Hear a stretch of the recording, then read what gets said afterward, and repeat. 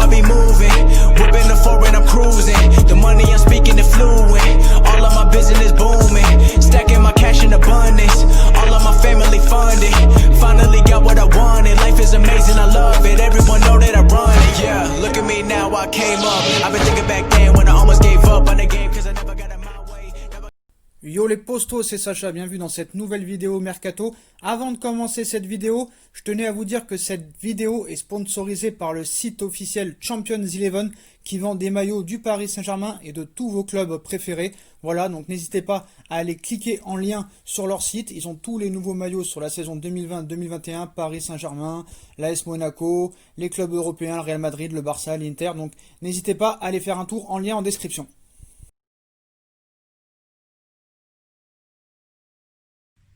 Yo les postos, bienvenue dans cette nouvelle vidéo Mercato et Actu Foot. On va revenir sur les rumeurs chaudes du côté du Paris Saint-Germain. Avant ça, vous inquiétez pas, hein, je suis très blanc, mais c'est normal, hein, ça va pas du tout. Il y a des douleurs de la tête aux pieds, les nuits sont blanches, complètement blanches, ça va pas du tout, il y a des douleurs de fou. D'ailleurs, je vous raconterai ce qui m'est arrivé hein, il y a 2 jours, parce que vous avez bombardé la barre de like lors de la dernière vidéo, donc je pense que je ferai la vidéo d'ici lundi ou demain, mais je pense plus lundi, voilà. Mais bon, vous inquiétez pas, donc voilà, là, c'est la merde. Vraiment, je vous dis, c'est la merde. Je sais même pas comment je tiens encore pour faire les vidéos. Mais tu me diras, c'est la seule chose qui m'occupe un petit peu, hein, mais voilà. Les journées sont tellement longues, la solitude est atroce. Tu peux pas faire grand chose avec ces douleurs et tout, mais bon, voilà. Je sais pas où ça va se terminer, je sais pas comment ça va avancer, mais en tout cas pour l'instant ça avance pas très bien, voilà. Putain de maladie à la con. C'est pour ça que vraiment, hein, les ados qui m'écoutent ou n'importe qui d'autre, hein, vraiment prenez soin de votre santé parce que quand il vous arrive des merdes comme ça, je peux vous dire qu'après vous repensez au passé et vous vous dites vraiment j'ai fait vraiment le con et j'aurais pas dû faire le con, hein, j'en serais pas là à l'heure actuelle. Bref, voilà. Bon, après moi je suis un fou dans ma tête, hein. Moi j'écoute pas vraiment les médecins, hein. Moi au bout d'un jour ils m'ont dit vous pourrez marcher qu'au bout d'une semaine, j'ai remarché au bout d'un jour, hein. Moi je suis un fou, hein. Moi je suis un fou, j'écoute personne, hein. Donc voilà. Ils m'ont dit 1 semaine sans marcher, au bout d'un jour je remarchais déjà. Donc voilà. Donc j'ai envie de te dire, moi personne me tue tant que j'ai pas décidé, hein. Voilà, personne me tue tant que j'ai pas décidé. Donc tant qu'on sera les yeux ouverts et qu'on aura la respiration, on continuera à vivre. Bref.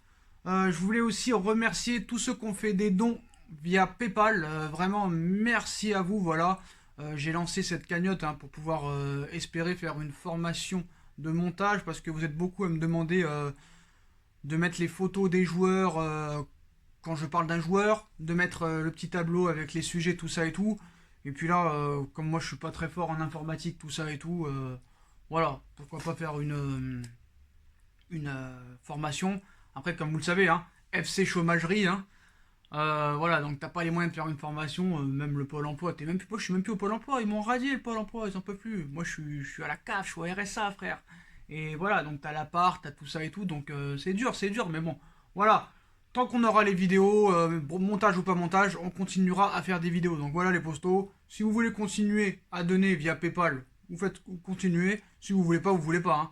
Vous tracassez pas pour ça, voilà, vous faites ce que vous voulez, en tout cas le lien est en bas en description si vous voulez continuer à faire des dons. Si vous voulez pas, vous pouvez participer autrement, en regardant les pubs entièrement, voilà les postos. Bref, passons aux choses sérieuses et à ce mercato, hein. Donc, encore une fois, désolé peut-être pour les futurs bégaiements, parce que déjà quand j'étais à peu près en forme, je bégayais un peu, mais là ça risque de devenir un petit peu plus récurrent, mais bon, on va essayer quand même d'articuler. Voilà, un minimum. Donc, on va commencer par le mercato. Déjà, à l'étranger.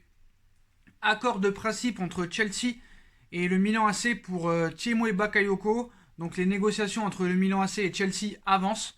Juste après avoir accueilli Brahim Diaz pour une saison en prêt du Real Madrid, les Rossoneri vont certainement conclure un deal avec Chelsea pour acquérir Tiémoué Bakayoko pour la saison prochaine. Si l'équipe entraînée par Frank Lampard aurait préféré une vente, l'opération risque d'être un prêt payant. Selon Sky Italia, un accord a été trouvé entre les deux clubs. Ainsi, l'ancien milieu de l'AS Monaco va arriver par le biais d'un prêt payant d'environ 3 millions d'euros avec une option d'achat fixée à 30 millions d'euros. Il reste encore quelques petits détails à peaufiner. C'est pourquoi les pensionnaires de San Siro restent toujours à l'affût pour le Lillois Boubakary Soumaré et Florentino Luis, joueurs du Benfica. Donc voilà, hein. Donc Paris était aussi sur Bakayoko, mais apparemment il ne viendra pas. Everton met la main sur Haaland. Alors là, j'ai beaucoup de choses à dire sur Haaland. Everton s'est attaché les services d'Haaland, un élément que Carlo Ancelotti connaît sur le bout des doigts pour l'avoir déjà dirigé au Napoli. Carlo Ancelotti compte bien user de tous ses réseaux pour se renforcer cet été. Le manager d'Everton espère toujours obtenir le renfort de James Rodriguez, 28 ans, en provenance du Real Madrid. L'Italien peut déjà se frotter les mains en accueillant officiellement un de ses autres ex-joueurs, Alan, 29 ans. Les Toffees ont recruté le milieu de terrain international brésilien, 9 sélections avec la Seleção. Il s'est engagé pour 3 ans avec l'écurie de Liverpool, parce que oui, Everton, hein, c'est à Liverpool. Voilà, il prendra la place de Morgan Schneiderlin, 30 ans, parti à l'OGC Nice, et évoluera aux côtés d'André Gomes, Fabian Delph, Tom Davies ou encore Jean-Philippe Ngbamin, je ne sais plus comment il s'appelle, Gmamin, je ne me rappelle plus, je suis fatigué. Naples empochera près de 25 millions d'euros dans l'opération, un montant qui aurait pu être bien plus important. Alors là, je vais parler là je vais être sévère. On se souvient, moi je me souviens en tout cas, que la saison passée, lorsque le Paris Saint-Germain s'était sérieusement penché sur la question du recrutement de Haaland, les sommes évoquées avoisinaient les 60 millions d'euros. Voilà.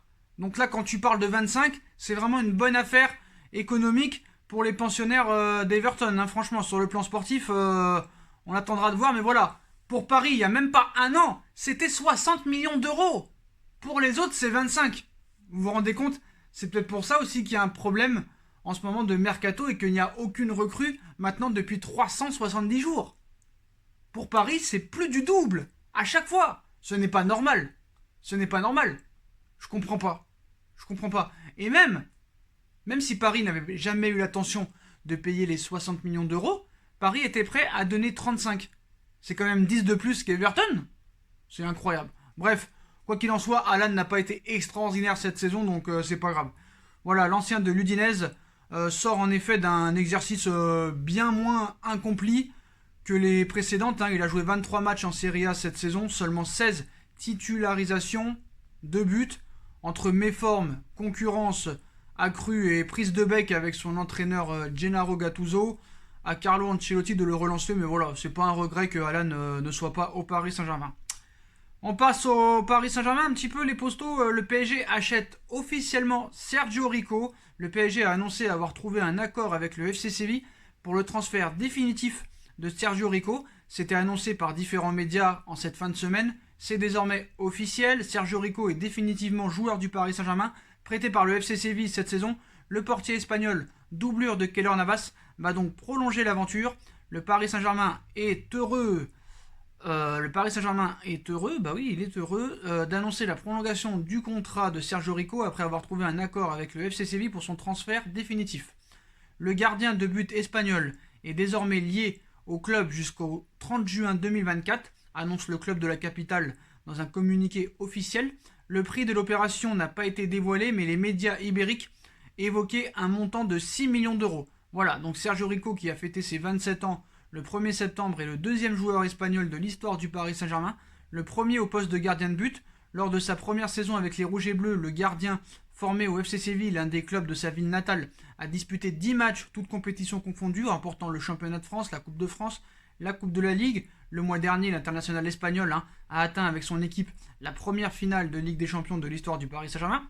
Voilà, donc cette saison, l'Espagnol a alterné le bon et le moins bon. Voilà, et les premières informations publiées indiquaient d'ailleurs que Leonardo ne souhaitait pas forcément le conserver.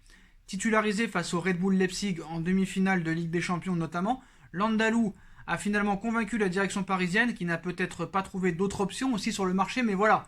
Leonardo, il est assez bizarre, hein. Il voulait pas prolonger Kurzawa, il l'a prolongé. Il voulait pas prolonger Thiago Silva, après il voulait finalement essayer de lui faire un an de plus avant de dire non. Il voulait pas Sergio Rico, finalement il le prolonge, l'histoire avec Thomas Meunier, donc c'est bizarre. Pour rappel, Leonardo sera l'invité du Canal Football Club demain soir, hein, donc faudra pas rater ça. Voilà pour Sergio Rico. Bon, maintenant on passe aux choses sérieuses. Le Paris Saint-Germain entre dans la course pour Thomas Partey. Le club de la capitale serait très intéressé par les services du milieu de terrain ghanéen de l'Atlético Madrid. Thomas Partey allait être l'un des grands feuilletons de ce mercato estival avec une clause libératoire de seulement 50 millions d'euros et des négociations pour une prolongation qui n'avançait pas vraiment. L'Atlético Madrid commençait l'année 2020 en tremblant. Heureusement pour les colchoneros, le Covid est passé par là, mettant à mal les finances de nombreux clubs. Arsenal était ainsi annoncé comme une destination très crédible pour le milieu de terrain ghanéen, mais la crise a fait mal aux Gunners qui ne sont pas en mesure de débourser ce total. Si des solutions, des échanges de joueurs avec Lacazette dans le deal notamment ont été envisagés, les Londoniens ne semblent plus vraiment dans le coup. Ces dernières semaines, c'est l'Inter de Milan qui est régulièrement présenté comme un prétendant sérieux. Et voilà que selon ESPN, le Paris Saint-Germain serait entré dans la course pour le joueur si précieux pour Diego Simeone. Le club de la capitale française souhaite renforcer son milieu de terrain et Thomas pourrait donc être la solution idéale, en plus d'être moins cher que d'autres options explorées par la direction comme Sergej Milinkovic-Savic de la Lazio, milieu de terrain avec un profil plutôt box-to-box. Il pourrait en plus aussi évoluer facilement à une position plus reculée, donc il est un peu polyvalent. Reste tout de même à voir si le joueur sera intéressé par le challenge parisien, alors que les informations publiées à son sujet sont contradictoires un petit peu en Espagne. Certains médias affirment qu'il souhaite rester et prolonger, d'autres qu'il souhaite partir, mais surtout pour la première ligue. Donc à Leonardo de jouer, hein, on va voir un petit peu, mais voilà. Paris n'est pas favori pour l'instant dans ce dossier, mais est dans la course. Voilà, en tout cas, on est dans la course pour Thomas Partey, mais ça presse. Arsenal se fait encore prêter Dani Ceballos. Dani Ceballos était prêté par Arsenal la saison passée. Pas dans les plans de Zidane, le milieu de terrain va retrouver les Gunners à nouveau sous la forme d'un prêt. À 24 ans, Ceballos n'a plus vraiment de temps à perdre. Grand espoir espagnol lorsqu'il était au Betis. Le milieu de terrain avait été transféré au Real Madrid en 2017. 2 ans plus tard et 56 matchs avec les Merengues et 2 buts dans les pattes, il découvrait un nouveau championnat. En effet, il débarquait ainsi en Angleterre pour évoluer avec la formation londonienne. Donc Ceballos retrouve Arteta, donc voilà.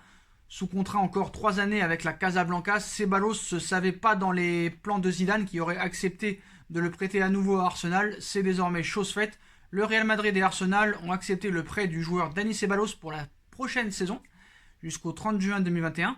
Donc peut-on lire sur le communiqué des Merengues, on est peut-être d'un transfert l'année prochaine, mais je pense pas que Ceballos retournera titulaire au Real Madrid, hein, ça c'est sûr et certain. Voilà. Bon, d'autres pistes du côté de Paris Saint-Germain. Je voulais en reparler. Donc hier on parlait, hein, la Gazzetta dello Sport parlait d'un retour de flamme pour Fabian Ruiz. Et bah c'est désormais plus sérieux, hein, que Paris est vraiment sur ce joueur. Mais bon, le problème c'est toujours les négociations, hein. Vous avez vu avec Koulibaly, vous l'avez vu avec Alan, c'est compliqué. C'est compliqué. Pour Paris, c'est toujours plus cher. Donc le nom de Fabian Ruiz a encore été évoqué en Italie, hein, voilà. Souhaité par les dirigeants parisiens, donc Idrissa Gueye avait fait son arrivée dans la capitale l'été dernier dans un but précis, hein, celui de devenir la fameuse sentinelle espérée par le club francilien. Depuis, une saison s'est écoulée et le PSG ne semble clairement pas satisfait du rendement de l'international sénégalais de 30 ans, assigné la plupart du temps à un poste de milieu relayeur. C'est donc Marquinhos qui, comme trop souvent depuis le départ d'un certain Thiago Motta, doit prendre les rênes de ce milieu à 3. Mais maintenant que Thiago Silva a quitté le Paris Saint-Germain, il y a de fortes chances de revoir Marquinhos revenir à son poste de prédilection. Quoique avec Tuchel, hein, on ne sait jamais ce qui peut se passer. Mais voilà, selon les Corriere dello Sport, des vues, hein, Paris a des vues sur le milieu de terrain espagnol du Napoli, Fabian Ruiz. Aurelio De Laurentiis indiquant à plusieurs reprises qu'aucun de ces joueurs n'était intransférable, pourrait donc ces prochains jours voir arriver sur la table une offre du Paris Saint-Germain pour son milieu de terrain dont le contrat prend fin en 2023.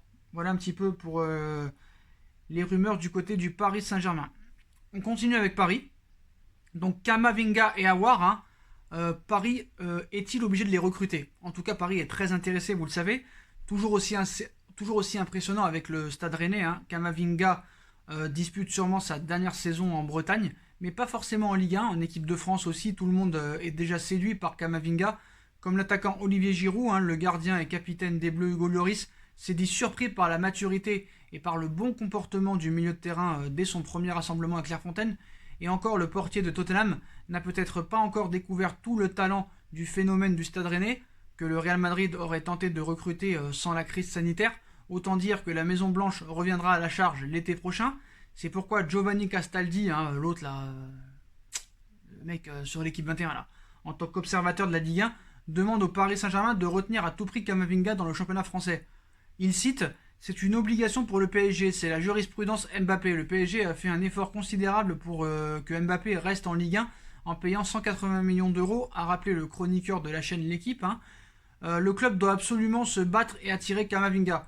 Je pense aussi qu'ils doivent aller chercher des Français, dont Oussem Aouar. C'est important pour le championnat de France. C'est important que ces garçons s'imposent cette case Ligue 1 avant de partir pour notre championnat. C'est extrêmement important. Voilà, bon bah que le journaliste se rassure, hein. On n'a pas besoin de toi pour savoir que Paris était déjà intéressé par Aouar et par Camavinga. Donc voilà, je tenais à dire ces propos, hein. Et t'inquiète pas, Paris et ses dirigeants qataris sont déjà sur le coup. D'ailleurs, Aouar est aussi hautement apprécié du côté du Paris Saint-Germain et des dirigeants, notamment à Doha. Donc voilà. Donc pas la peine de Castaldi, hein, pas la peine de faire du buzz. On le savait déjà, hein, donc c'est bon. Calme-toi, calme-toi. Bon, je voulais parler aussi d'une anecdote qui est sortie aujourd'hui et qui m'a assez amusé. José Mourinho apparemment insulté Manchester City pour réveiller ses joueurs. Le discours d'un coach a un peu motivé toute une équipe, à l'image de la causerie devenue mythique, vous vous rappelez, de Pascal Dupraz pour assurer le maintien de Toulouse en Ligue 1. Le travail et les paroles d'un coach peuvent avoir une grande importance, hein, et la série d'Amazon sur Tottenham All or Nothing a donné un aperçu de ce qui peut se passer dans un vestiaire avec José Mourinho qui s'est emporté à la mi-temps d'un match contre Manchester City en février. L'entraîneur portugais n'a pas hésité à traiter les Citizens de connards pour provoquer un électrochoc et décupler l'agressivité de ses joueurs sur le terrain, avançant ainsi qu'il fallait que son équipe arrête d'être de bons gars. Une causerie payante, hein, puisque les Spurs ont réussi à faire tomber l'équipe de Pep Guardiola grâce à 2 buts en seconde période. Une belle masterclass de la part du Special One, ce serait peut-être un documentaire à voir. Je voulais reparler de Léo Messi, comme vous le savez. Hein. Messi a décidé de rester au FC Barcelone, hein, pour éviter des procès, des problèmes juridiques, une plainte, tout ça et tout. Ce qu'il ne faut pas oublier aussi, c'est qu'aujourd'hui, Messi n'était toujours pas présent à l'entraînement, donc il continue à sécher l'entraînement, donc ça prouve encore que ce joueur, hein, a tous les droits au FC Barcelone. Et le monde a réagi avec surprise au revirement de Léo Messi. Donc la presse catalane, soulagée par le choix de Léo, hein, le monde entier réagit à son revirement, ou encore Manchester City qui accuse le coup. Voilà, on va voir un petit peu tout ça. La Catalogne pousse un ouf de soulagement. Sequeda, il reste. Voilà le cri de soulagement des journaux catalans ce samedi matin après l'annonce de Léo Messi de ne pas quitter le Barça en ce mois de septembre. C'est ce qu'a annoncé l'Argentin hier dans une interview aux médias Goal, dans laquelle il revient sur les raisons de son choix. Sport sort donc sa plus belle une ce matin avec donc ce grand « il reste ». Affiché, Mundo Deportivo met en avant de son côté les mots de la Pulga: je reste et je continuerai à donner le maximum. Même As inscrit sur sa première page les mots de Messi qui résonnent fort dans le monde du football. Cela a duré plusieurs semaines, mais désormais la page est refermée. Le monde du football a réagi au choix de Messi. Cependant, ce n'est pas toute la presse espagnole qui est soulagée après ce retournement de situation. Pour Marca, d'accord, Messi reste, mais la crise aussi. Au FC Barcelone, les critiques très dures de l'Argentin vis-à-vis de la direction du club et notamment de Bartomeu font du bruit. Et puis surtout, comme l'écrivent l'Exportu et The Times, il reste à contre-cœur. Ça, faut pas l'oublier. Car son club ne veut pas céder et le laisser partir libre, et que Messi ne veut pas entrer dans une bataille judiciaire dans son pays, en Argentine. On voit Léo Messi un prisonnier de son amour pour le Barça, comme l'écrit Olé ce matin. Il ne veut tellement pas faire de mal à son club de toujours qu'il est prêt à se sacrifier. Le journal Rio Negro est en revanche déçu. Il y a tant de problèmes au Barça, mais finalement il reste, s'étonne le média. C'est clair que ce choix va faire parler. Manchester City, lui, accuse le coup. L'Angleterre et Manchester City y ont sans doute cru, mais finalement Léo Messi ne rejoindra pas la Première Ligue en ce mois de septembre. Du coup, c'est la déception qui domine ce matin en Outre-Manche. Pour le Manchester Evening News, il n'y aura pas de business avec Messi dans les prochaines semaines et les prochains mois. Et selon le Daily Star, les Citizens accusent le coup, notamment le président du club Al Moubarak. Il faudra donc sans doute retenter sa chance en 2021 lorsque l'Argentin en aura terminé avec son contrat au Barça. Celui-ci se termine en juin, mais selon les médias espagnols, Messi pourrait négocier avec un autre club dès janvier prochain. Le feuilleton pourrait donc renaître de ses cendres. Voilà les postos. Donc voilà pour toutes dernières infos mercato du côté du Paris Saint-Germain ainsi qu'à l'étranger. Le dossier Messi, voilà, qui maintenant s'achève officiellement, du moins pour l'instant. Voilà, donc dites-moi en commentaire ce que vous en pensez, les postos. Je compte sur vous pour bombarder la barre de like. On like, on partage, on commente, on s'abonne, on active la petite cloche pour être tenu au courant des vidéos qui vont sortir. On me rejoint sur mes différents réseaux sociaux, ainsi que sur Utip si vous voulez faire un petit don, notamment sur la cagnotte Paypal. Voilà, si vous voulez m'aider à financer cette formation, voilà, il y a la cagnotte Paypal, tout est en lien en description. Voilà, vous avez le site Champions Eleven aussi si vous voulez des maillots. Voilà les postos, et je vous souhaite à tous une bonne continuation, prenez soin de vous. On fera le débrief peut-être de France-Suède ce soir. Et puis à la prochaine pour une nouvelle vidéo les postos. Tchuss!